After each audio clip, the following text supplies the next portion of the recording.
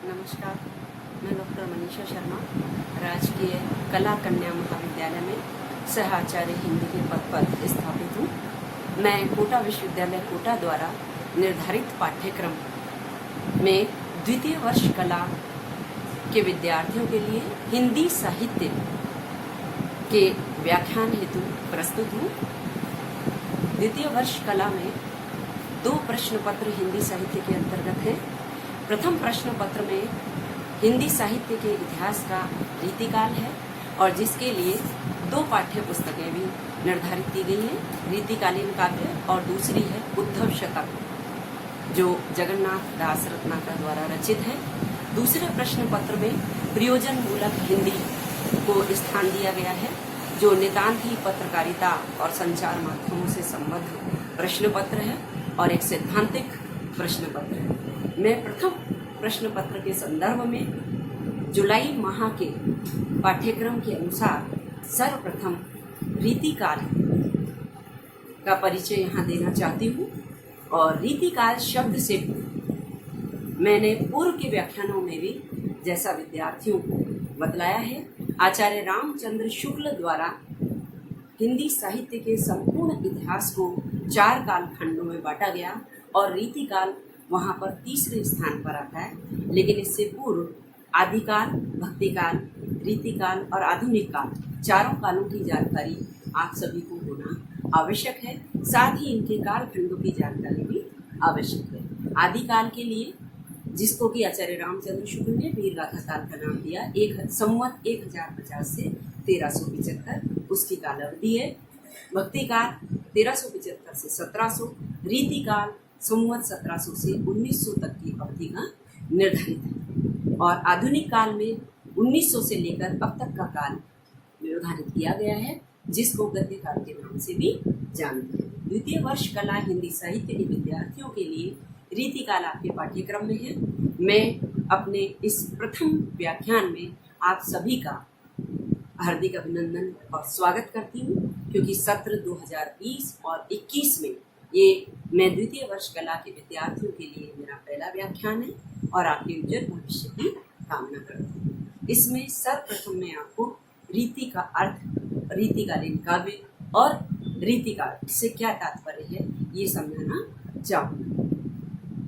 संस्कृत काव्यशास्त्र में रीति को एक काव्यांग के रूप में माना गया है और आचार्य वामन रीति संप्रदाय के प्रवर्तक माने जाते हैं। उन्होंने अपने काव्यशास्त्रीय ग्रंथ काव्यालंकार सूत्र में रीति को काव्य की आत्मा माना है, अर्थात काव्य का सबसे महत्वपूर्ण तत्व उन्होंने रीति को माना है। उन्होंने कहा रीतिरात्मा काव्यस्य, और रीति की परिभाषा देते हुए कहा विशिष्ट पद रचना रीति विशेषो गुणात्मक, अर्थात जिस काव्य में विशिष्ट ढंग से काव्य की रचना की जाती है, मतलब रीति का अर्थ संस्कृत की दृष्टि से पंथ, मार्ग या प्रस्थान, और हिंदी में इसका अर्थ, रीति का अर्थ यहाँ पर शैली, ढंग, तरीका या परंपरा से लिया गया है। जहाँ तक जब हम रीति के अर्थ को समझते हैं तो आचार्य वामन ने जब कहा विशेषो गुणात्मा, यानी ऐसा काव्य एक विशिष्ट दृष्टि से या विशिष्ट ढंग से लिखा हुई ऐसी काव्य रचना जिसमें विशिष्ट गुण समाहित हो, यानी उसमें रस, अलंकार, रीति, वक्रोक्ति, ध्वनि जैसे सभी शास्त्रीय या काव्यांगों का समावेश किया जाए। और रीतिकाल के संदर्भ में भी हमें हिंदी में इसी अर्थ को लेना होगा, क्योंकि काव्यशास्त्रीय ढंग से जिस रीति का चित्रण किया जाता है वो रीतियाँ 3 मानी जाती है, वैदर्भी, गौड़ी और पांचाली, जो 3 रसों पर विशेष रूप से आधारित है।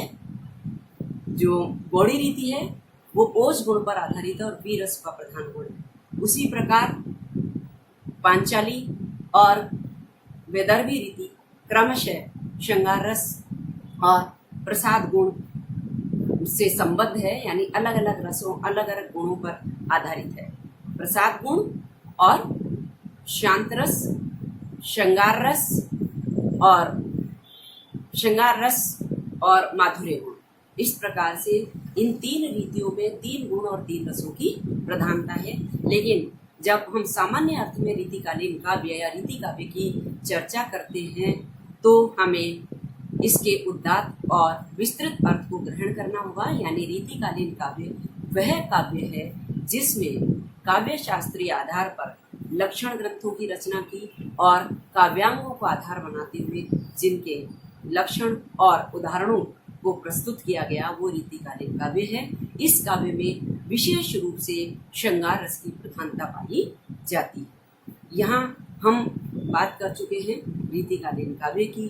अब मैं रीतिकाल के नामकरण पर विभिन्न विद्वानों के विचार प्रस्तुत करना चाहती हूँ। अलग अलग विद्वानों ने हिंदी साहित्य के इतिहास के इस उत्तर मध्य काल को, जिसे रीतिकाल कहा जाता है, अलग अलग नाम से संबोधित किया है, क्योंकि विशिष्ट प्रवृत्तियों के आधार पर अलग अलग विद्वानों ने इस काल को अलग अलग नाम से संबोधित किया है।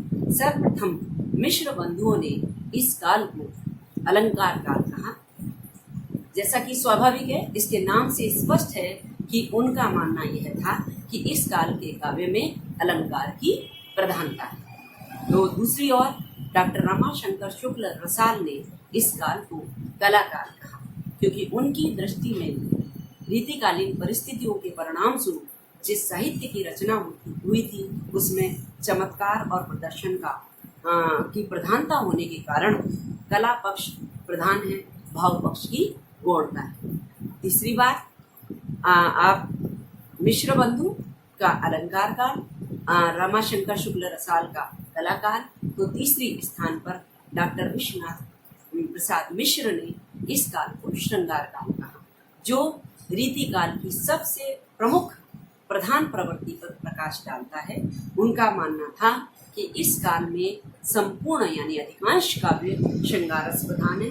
नारी चित्रण, नारी सौंदर्य का चित्रण, नायिका भेद, नक्षिक चित्रण और षड्रिशु चित्रण होने के कारण इस काल को श्रृंगार काल का नाम दिया जाना चाहिए। अंतिम मत डॉक्टर आचार्य रामचंद्र शुक्ल का है, जिन्होंने इस काल को रीतिकाल कहा। आचार्य हजारी प्रसाद द्विवेदी ने भी इस काल को रीतिकाल का नाम दिया और वास्तव में सर्वमान्य मत इस काल का को रीतिकाल ही कहा जा सकता है, क्योंकि रीतिकाल नाम से इस काल विशेष की सभी विशिष्ट प्रवृत्तियों इसमें शामिल हो जाती हैं। किसी एक वृत्ति को के आधार पर हम 1700 से 1900 तक की जो कालावधि है, 200 वर्षों के समय को किसी एक प्रवृत्ति के आधार पर नामकरण नहीं कर सकते, क्योंकि इस अवधि के अंतर्गत जब हम इसको रीतिकाल का नाम देते हैं, आचार्य हजारी प्रसाद द्विवेदी द्वारा दिया गया और शुक्ल जी ने भी इसको स्वीकार किया है।